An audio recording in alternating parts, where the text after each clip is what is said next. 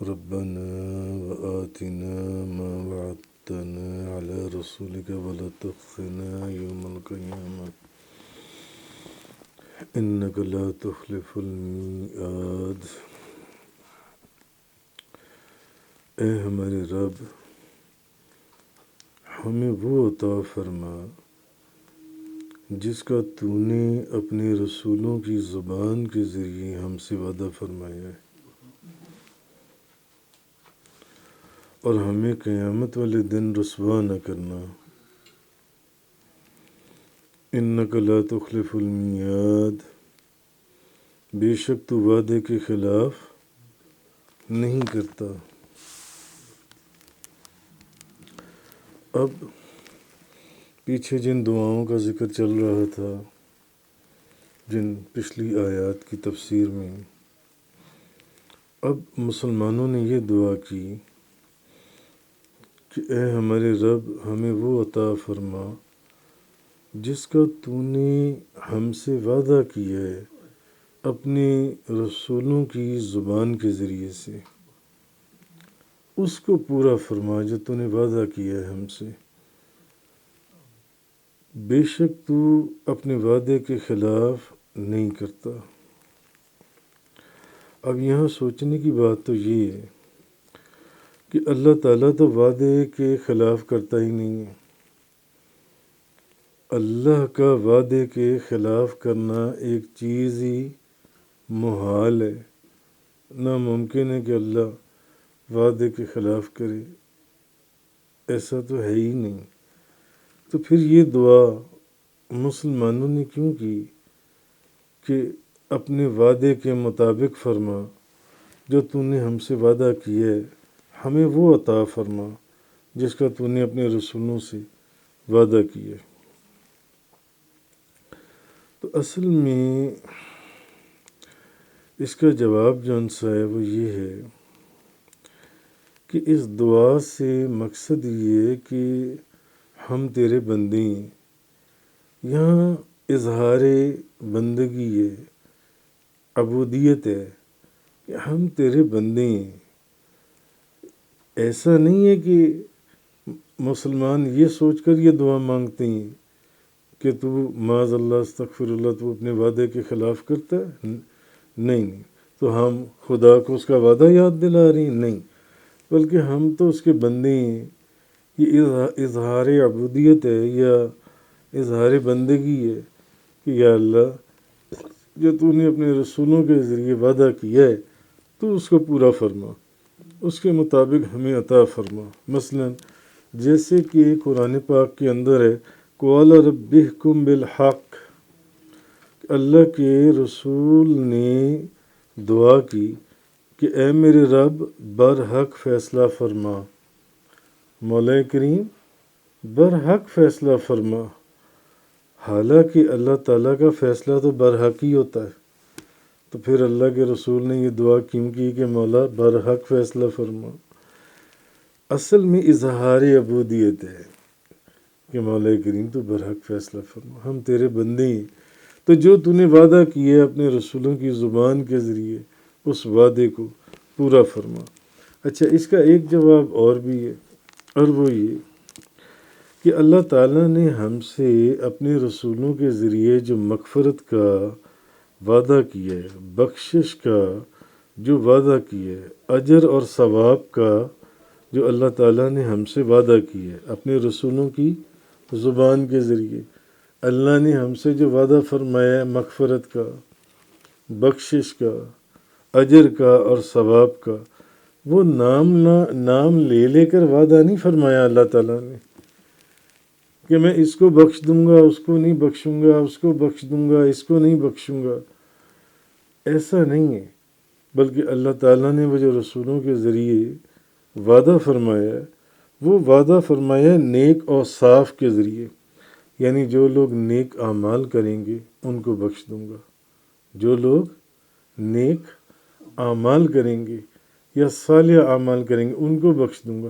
نام لے لے کر اللہ نے نہیں کہا کہ میں اس کو بخشوں گا، اس کو بخشوں گا، اور ان کو میں نہیں بخشوں گا جو ان سے، ایسا نہیں ہے۔ بلکہ اللہ تعالیٰ نے اس کو اس طریقے سے کہ جو بندہ نیک اعمال کرے گا اس کو بخش دوں گا۔ اب بندے مسلمان، آپ کو نہیں معلوم کہ ہم جو عمل کرتے ہیں وہ اللہ کی بارگاہ میں، کیونکہ ہم سے کئی ایسے اعمال بھی ہو جاتے ہیں، ایسی غلطیاں، کوتاہیاں، لغزشیں ہم سے ہو جاتی ہیں، جو گناہ صادر ہو جاتے ہیں، تو اس لیے اللہ تعالیٰ سے دعا کرتے ہیں کہ یا اللہ تو نے اپنے رسولوں کے ذریعے جو وعدہ کیا ہے بخشش کا اور مغفرت کا، تو ہمیں معاف کر دے، ہماری بخشش فرما دے، ہماری مغفرت فرما دے۔ ایک چیز یہ۔ اچھا، پھر یہ کہ اس آیت سے یہ بھی معلوم ہوا کہ انسان جو ہے وہ اپنے نیک اعمال کی وجہ سے اجر اور ثواب کا مستحق نہیں ہوتا، اپنے نیک اعمال کی وجہ سے اجر اور ثواب کا، بخشش اور مغفرت کا مستحق نہیں ہوتا، بلکہ محض اللہ تعالیٰ نے اپنے فضل سے، اپنے فضل اور اپنے کرم سے، اپنے رسولوں کے ذریعے جو ہم سے وعدہ کیا ہے اس کی وجہ سے وہ اس اجر کا مستحق ہوتا ہے، کیونکہ اللہ تعالیٰ جو ہے وہ اپنے وعدے کے خلاف نہیں کرتا۔ تو اب آپ یہ دیکھیں کہ اس میں جو دعا کی جا رہی ہے وہ یہ دعا کی جا رہی ہے، انہوں نے یہ دعا کی کہ اے اللہ ہمیں وہ عطا فرما جس کا تو نے اپنے رسولوں کے ذریعے سے ہم سے وعدہ کیا ہے۔ کس چیز کا؟ بخشش کا، مغفرت کا، اجر کا، ثواب کا۔ یہ نہیں فرمایا کہ ہمیں وہ اجر یا ثواب، بخشش یا مغفرت فرما ہمارے اعمال کی وجہ سے، نہیں، اعمال کی وجہ سے نہیں فرمایا، بلکہ مسلمانوں نے اس دعا میں کیا کہا؟ انہوں نے کہا یا اللہ جو تو نے وعدہ کیا ہے۔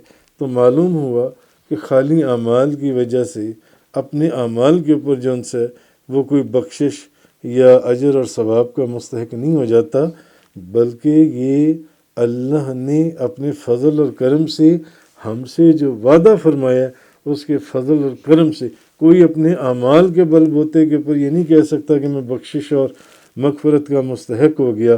اگر ایسی بات ہوتی تو پھر اس دعا میں یہ کہا جاتا کہ جو میں نے اعمال کیے میرے اعمال کی وجہ سے میری بخشش فرما، میری مغفرت فرما، مجھے اجر اور ثواب عطا فرما، نہیں، بلکہ کیا کہا گیا کہ جو تو نے اپنے رسولوں کی زبان کے ذریعے سے ہم سے وعدہ کیا ہے، یعنی اپنے کرم اور اپنے فضل کے ذریعے، یا اللہ اپنے اس وعدے کے تحت ہماری بخشش اور مغفرت فرما۔ ہمارے اعمال تو اپنی جگہ ہیں جو بھی ہیں، اصل چیز تیرا فضل اور تیرا کرم ہے۔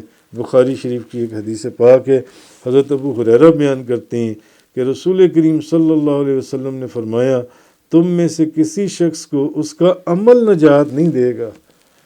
نبی پاک صلی اللہ علیہ وسلم نے فرمایا تم میں سے کسی شخص کو اس کا عمل نجات نہیں دے گا۔ صحابہ کرام نے عرض کیا یا رسول اللہ آپ کو بھی نہیں؟ آپ کا جو عمل ہے کیا آپ کو بھی نہیں؟ تو فرمایا مجھے بھی نہیں، ہاں یہ کہ اللہ مجھے اپنی رحمت سے ڈھانپ لے گا تو تم درست کام کرو اور نیکی کے قریب ہو، تو صبح و شام رات کے کچھ حصے میں درمیانہ روی اور اعتدال سے عمل کرو۔ یعنی حضور نے فرمایا کہ کسی شخص کو اس کا عمل نجات نہیں دے گا، بھلے وہ میں ہی کیوں نہیں ہوں۔ صحابہ کرام نے جب پوچھا کہ یا رسول اللہ آپ بھی نہیں؟ فرمایا نہیں، میں بھی نہیں۔ اصل چیز عمل کا جو انسان کی نجات کا دار و مدار ہے وہ اس کے فضل اور اس کے کرم کے اوپر ہے۔ اسی لیے اس دعا کے اندر مسلمانوں نے یہ نہیں کہا کہ یا اللہ ہمارے اعمال کی وجہ سے تو ہماری بخشش فرما، ہماری مغفرت فرما، یا ہمیں اجر اور ثواب عطا فرما، بلکہ مسلمانوں نے اللہ تعالیٰ کو کیا عرض کیا کہ یا الہ العالمین تو نے اپنے رسولوں کے ذریعے جو ہماری بخشش اور مغفرت کا وعدہ فرمایا ہے اس وعدے کو پورا فرما۔ تو معلوم ہوا بخشش کا دار و مدار محض اس کے فضل اور کرم کے اوپر ہے۔ اگلی آیت میں اللہ پاک نے فرمایا فاستجاب لهم ربهم انی لا اضیع عمل عامل منکم من ذکر او انثی، سو ان کے رب نے ان کی دعا قبول فرمائی۔ اب اللہ نے ان کی دعا قبول فرما لی کہ بے شک میں تم میں سے کسی عمل کرنے والے کا عمل ضائع نہیں کرتا، خواہ وہ مرد ہو یا عورت، بعضکم من بعد، تم سب ایک دوسرے کے ہم جنس ہو۔ فالذین ہاجروا واخرجوا من دیارہم وعوذوا فی سبیلی وقاتلوا وقتلوا لأکفرن عنہم سیئاتہم وَلَأُدْخِلَنَّهُمْ جَنَّاتٍ تَجْرِي مِن تَحْتِهَا الْأَنْهَارُ ثوابا من عند اللہ واللہ عنده حسن الثواب۔ تو ان کے رب نے ان کی دعا قبول فرمائی کہ بے شک میں تم میں سے کسی عمل کرنے والے کا عمل ضائع نہیں کرتا، خواہ وہ مرد ہو یا عورت ہو، تم سب ایک دوسرے کے ہم جنس ہو۔ سو جن لوگوں نے ہجرت کی اور ان کو گھروں سے نکال دیا گیا اور ان کو میری راستے میں، میری راہ میں اذیتیں پہنچائی گئیں، اور جنہوں نے جہاد کیا اور جو شہید کر دیے گئے، میں ضرور ان سب کے گناہ مٹا دوں گا اور ان کو ضرور ان جنتوں میں داخل کروں گا جن کے نیچے سے دریا بہتی ہیں۔ یہ اللہ کی طرف سے ثواب ہوگا اور اللہ ہی کے پاس بہترین ثواب ہے۔ تو اصل میں جس پچھلی آیت جس کے کانٹیکسٹ میں بات چل رہی تھی کہ جب اب مسلمانوں نے جب یہ دعا کی، صحابہ کرام نے یہ دعا کی کہ یا الہ العالمین اپنے اس وعدے کو پورا فرما، تو اللہ پاک نے فرمایا تمہاری دعا قبول ہو گئی۔ انہوں نے یہ نہیں کہا کہ ہمارے اعمال جو ہم نے نیک اعمال کیے ان کی وجہ سے ہماری بخشش فرما، ان کی وجہ سے ہماری مغفرت فرما۔ تو نے نیک اعمال کرنے والوں کے لیے بخشش اور مغفرت کا وعدہ کیا ہے، اس میں کوئی شک نہیں ہے۔ نیک اعمال کرنے والوں کے لیے اجر اور ثواب کا وعدہ تو نے کیا ہے، اس میں کوئی شک نہیں ہے، مگر پھر بھی ہم اپنے اعمال کے ذریعے تیری بارگاہ میں یہ عرض نہیں کر رہے کہ تو ہماری بخشش، مغفرت، اجر اور ثواب عطا فرما، بلکہ ہم محض تیرے فضل اور کرم سے، تو نے اپنے فضل اور کرم سے رسولوں کی زبان کے ذریعے جو ہم سے وعدہ کیا تھا بخشش اور مغفرت کا، تو ہمیں معاف فرما دے، ہمیں وہ عطا فرما دے وہ ساری چیزیں۔ تو ان کی دعا قبول ہو گئی۔ سو ان کے رب نے ان کی دعا قبول کر لی۔ اب قرآن پاک کے اندر آگے اللہ پاک نے فرما دیا فَاسْتَجَابَ لَهُمْ رَبُّهُمْ، سو ان کے رب نے ان کی دعا قبول کر لی، ان کے رب نے ان کی دعا قبول کر لی۔ جن جن چیزوں کا وعدہ کیا گیا تھا وہ ان کو ویسے عطا کی جائیں گی۔ تو اچھا، اب اگر آپ غور کریں تو پچھلی آیات کی تفسیر کے اندر اب اس آیت سے پیچھے جو ہے اللہ پاک نے جو ربنا وآتنا ما وعدتنا رسولک علی رسولک ولا تخزنا یوم القیامہ، اس سے پیچھے آیت کون سی تھی؟ ربنا فاغفر لنا ذنوبنا وکفر عنا سیئاتنا وتوفنا مع الابرار، کہ اے ہمارے رب تو ہمارے گناہوں کو بخش دے، ہماری خطاؤں کو مٹا دے اور ہمارا خاتمہ نیک لوگوں کے ساتھ کر۔ اچھا، اس سے پچھلی آیت کون سی تھی؟ اس میں تھا ربنا اننا سمعنا منادیا ینادی للایمان ان آمنوا بربکم فآمنا، اے ہمارے رب بے شک ہم نے ایک منادی کو ایمان کی ندا کرتے ہوئے سنا۔ اس سے پیچھے آیت تھی ربنا انک من تدخل النار فقد اخزیتہ، اے ہمارے رب تو نے جس کو دوزخ میں داخل کر دیا اصل میں تو وہ رسوا کر دیا گیا۔ اور اس سے پیچھے آیت تھی ربنا ما خلقت ھذا باطلا، اے ہمارے رب تو نے یہ سب کچھ بیکار پیدا نہیں کیا۔ تو اگر آپ غور کریں تو مسلسل 5 آیات کے اندر ربنا سے جو ہے اللہ کو پکارا گیا اور اللہ کی بارگاہ میں دعائیں عرض کی گئیں یا معاملات بیان ہوئے جو ان سے ہیں۔ تو اب پچھلی 5 آیتوں کے اندر ایک تسلسل کے ساتھ ہر آیت کے اندر ربنا کا لفظ آیا، اے ہمارے رب۔ تو امام جعفر صادق فرماتے ہیں جو شخص اپنی دعاؤں کے اندر، اپنی دعا مانگنے کے اندر 5 مرتبہ ربنا کا لفظ کہے، ربنا کہہ کر دعا کرے، اللہ اس کی وہ دعا قبول کر لیتا ہے۔ کیوں؟ کیونکہ اس کے بعد جو اگلی آیت آ رہی ہے اس کے بعد اللہ پاک نے فرمایا فاستجاب لہم ربہم، سو ان کے رب نے ان کی دعا قبول کر لی. تو امام جعفر صادق فرماتے ہیں جو بندہ اپنی دعاؤں میں یا دعا مانگتے وقت 5 دفعہ ربنا ربنا ربنا کی انداز میں اللہ کی بارگاہ میں دعا کرے اور 5 مرتبہ ربنا کا لفظ اپنی دعا میں استعمال کرے، اس کی دعا قبول ہو جاتی ہے. امام جعفر صادق فرماتے ہیں اس کی دعا قبول ہو جاتی ہے. تو اللہ تعالیٰ نے فرمایا میں کسی عمل کرنے والے کا عمل ضائع نہیں کرتا، یعنی کسی عمل کا ثواب ضائع نہیں کرتا. یا اس سے مراد ہے کہ خضوع اور خشوع کے ساتھ دل سے جو کی ہوئی کوئی بھی دعا ہے میں اس کو ضائع نہیں کرتا. تو اللہ تعالیٰ اس دعا کو فوراً قبول کر لیتا ہے. تو دوسرا یہ ہے کہ حضرت سلمہ نے عرض کیا یا رسول اللہ میں نے ہجرت میں عورتوں کا ذکر بالکل نہیں سنا. تو اس وقت یہ آیت نازل ہوئی کہ یہ ثواب سب کے لیے، مردوں اور عورتوں کے لیے. تو یہ چیز اللہ پاک نے پھر اس میں فرمائی فاستجاب لہم ربہم انی لا اضیع عمل عامل منکم من ذکر او انثی. سو ان کے رب نے ان کی دعا قبول فرمائی کہ بے شک میں تم میں سے کسی عمل کرنے والے کا عمل ضائع نہیں کرتا، خواہ وہ مرد ہو یا عورت. اچھا، اس آیت سے ایک بات یہ بھی معلوم ہوئی کہ تمام صحابہ جنتی ہیں. اس آیت سے وہ یہ کہ آگے اللہ پاک نے فرمایا سو جن لوگوں نے ہجرت کی. تو ہجرت کرنے والے کتنے صحابہ کرام تھے نبی کریم صلی اللہ علیہ وسلم کے ساتھ؟ سینکڑوں صحابہ کرام جنہوں نے ہجرت کی یا جن کو گھروں سے نکال دیا گیا، وہ بھی سینکڑوں صحابہ کرام تھے. یا ان کو میری راہ میں اذیتیں پہنچائی گئیں، میرے راستے میں تکلیفیں دی گئیں.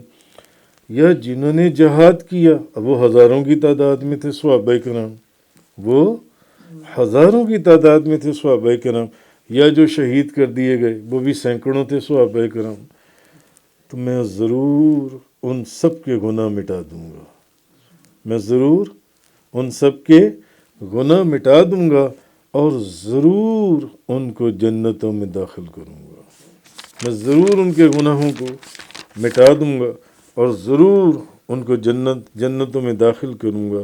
لَأُكَفِّرَنَّ عَنْهُمْ سَيِّئَاتِهِمْ وَلَأُدْخِلَنَّهُمْ جَنَّاتٍ تَجْرِي مِنْ تَحْتِهَا الْأَنْهَارُ ثواب من عند اللہ، یہ اللہ کی طرف سے ان کے لیے ثواب ہے. واللہ عندہ حسن الثواب، اور اللہ ہی کے پاس بہترین ثواب ہے. تو اس سے معلوم ہوا کہ نبی کریم صلی اللہ علیہ وسلم کے جتنے صحابہ ہیں سب بخشے ہوئے اور سب جنتی ہیں. تو شیعہ یا رافضی جو یہ کہتے ہیں کہ سوائے 6 کے باقی سارے مسلمان یا صحابہ معاذ اللہ استغفر اللہ مرتد ہو گئے تھے، وہ اس آیت کے بالکل خلاف کہتے ہیں اور قرآن کے خلاف کہتے ہیں.